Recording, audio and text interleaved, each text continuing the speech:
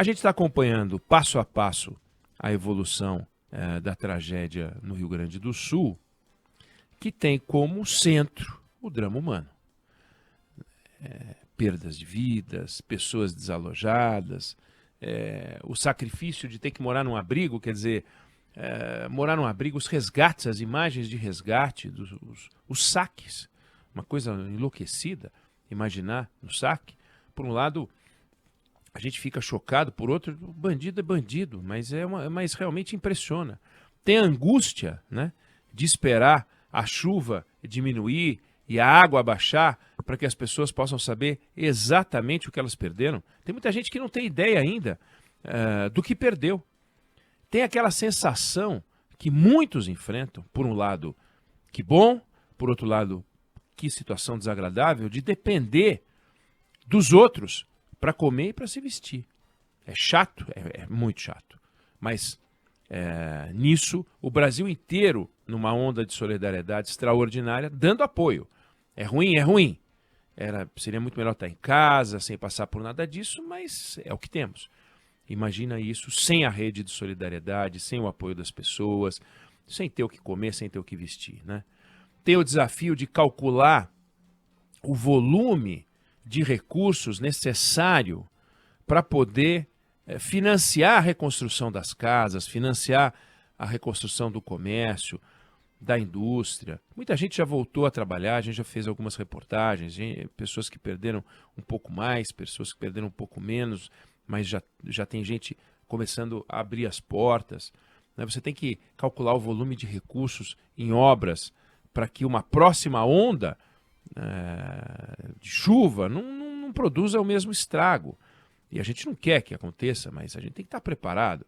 Tem o desafio de conviver com a natural queda de atividade econômica, que está sendo calculada na agricultura, na produção industrial, no turismo. O Rio Grande do Sul é muito importante na área, no turismo, né?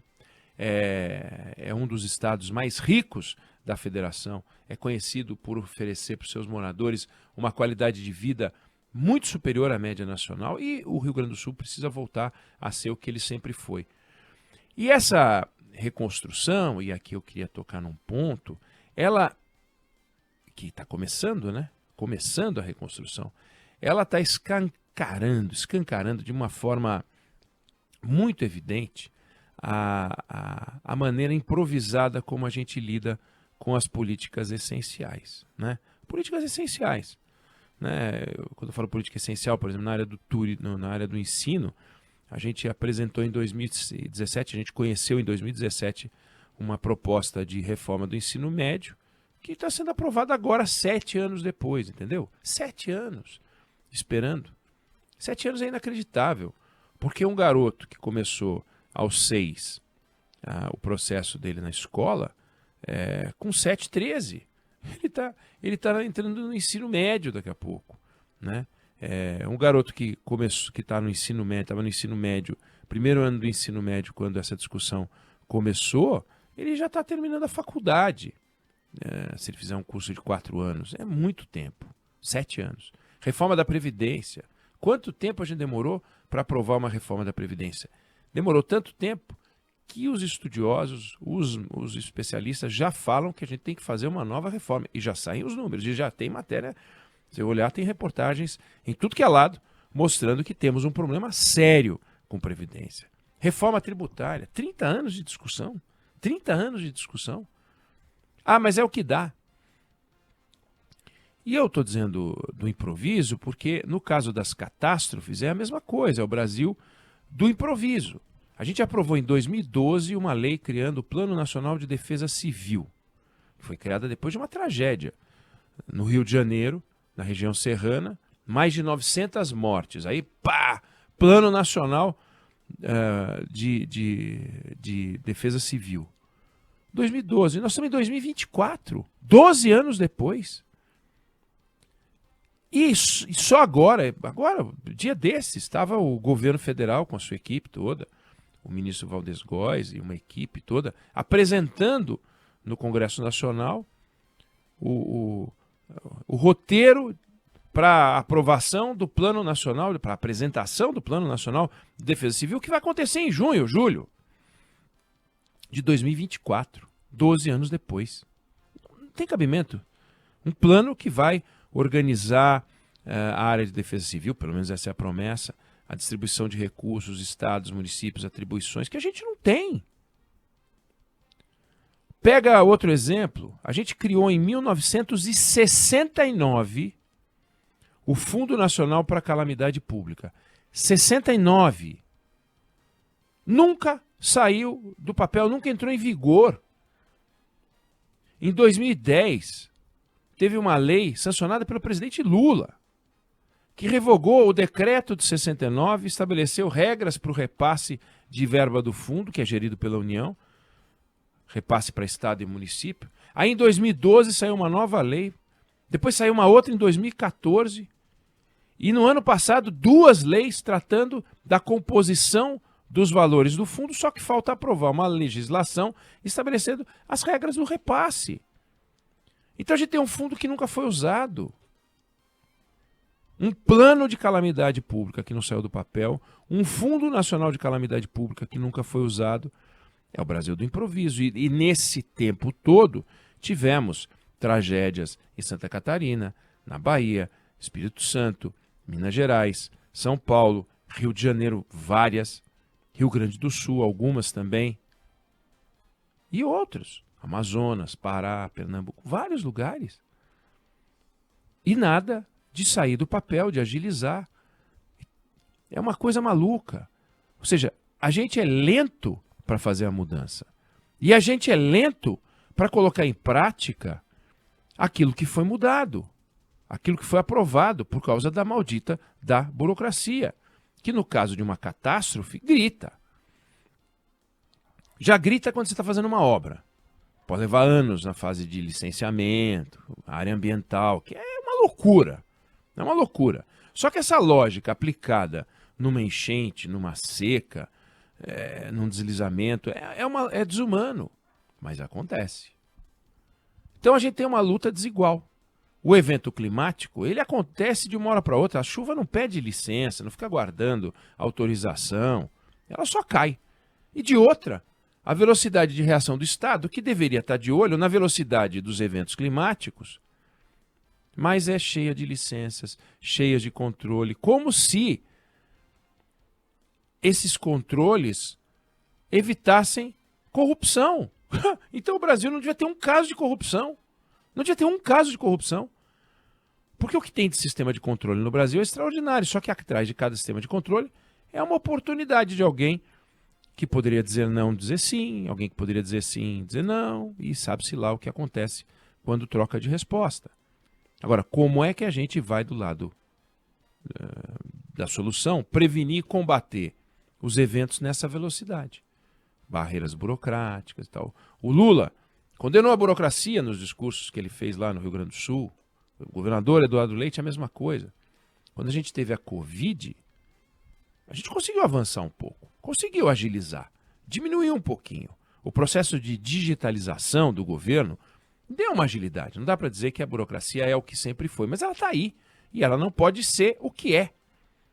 Por exemplo, governo federal, para reconhecer que um município está em situação de calamidade, tem regras espalhadas por 5 portarias. Fazer o quê? Deveria resolver isso. Agora, não adianta resolver na crise. Porque se resolver na crise e tentar mudar isso, vai demorar mais tempo para mudar do que o prefeito conseguir aprovar no governo federal o reconhecimento do estado de calamidade. Um prefeito precisa de recurso depois de uma catástrofe, ele precisa falar com cada um dos ministérios e repartições. E cada ministério exige uma lista de documentos. Aí o governo vai repassar o recurso federal para os estados e municípios. Tem 3 decretos e 4 portarias para seguir. É o que temos, é isso. E quando ele pede o prefeito num ministério qualquer, é uma confusão. Uma parte do dinheiro até sai na hora, que é o dinheiro de comprar água, combustível, comida, estruturar abrigo, que é um dinheiro de emergência. Esse até sai rápido com uma requisição da prefeitura. Mas para receber recursos um pouco mais sólidos, aí os prefeitos têm que fazer um cadastro para fazer o pedido. Aí o pedido não é direcionado para uma entidade chamada governo federal. Ele quer o dinheiro do Ministério da Educação para reconstruir escola, Ministério da Educação. É por saúde, é Ministério da Saúde. E assim vai. Até 2015, 9 anos atrás, né? Tinha um decreto que listava todas as catástrofes que um município poderia sofrer para poder pedir liberação do FGTS na Caixa Econômica Federal. Não falava em deslizamento de terra. Por que não falava em deslizamento de terra? Os moradores de Petrópolis tiveram dificuldade. Foi preciso mudar o decreto para atender os moradores. Entendeu? É um negócio que a gente não investiga, não acompanha, não monitora. Aí quando vem a tragédia, é um problema. Aí agora, qual foi a resposta do governo federal para agilizar o processo? Criar mais uma instância, o Ministério das Relações, o Ministério Extraordinário de Reconstrução do Rio Grande do Sul. Só que ainda para resolver problemas, os prefeitos estão ligando para o Ministério das Relações Institucionais, do Alexandre Padilha. E ainda tem a bateção de cabeça, porque o ministro dos Transportes, sem falar com o governador do Rio Grande do Sul, anunciou que vai abrir uma concorrência internacional para contratar estudos para uma obra que o governo estadual acha inútil, que a Universidade Federal do Rio Grande do Sul condena. Como é que pode um negócio desse?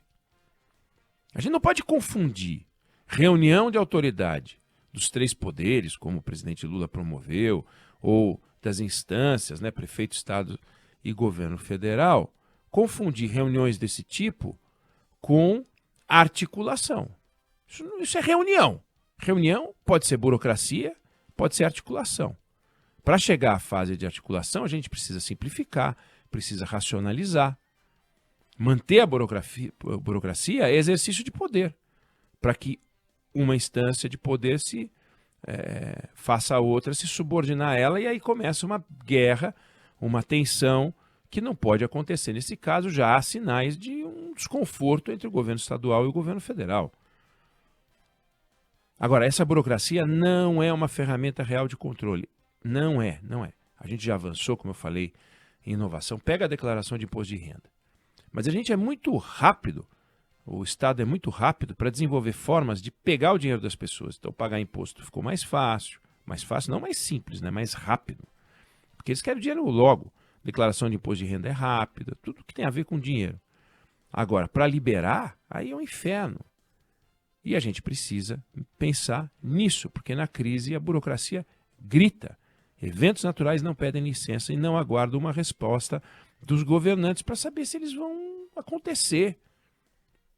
Então é fundamental que a gente desenvolva um senso de urgência para começar a enfrentar os problemas que ainda não surgiram.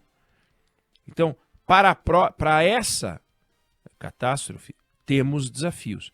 Mas a gente tem que imediatamente correr com esse Plano Nacional de Defesa Civil. A gente tem que correr com o processo de desburocratização para destravar, pelo menos na hora de acolher e dar uma solução para as pessoas que estão vivendo num momento de crise como essa que a gente está enfrentando. Eu não sei se você concorda ou discorda, mas essa é a opinião que eu tenho sobre o assunto.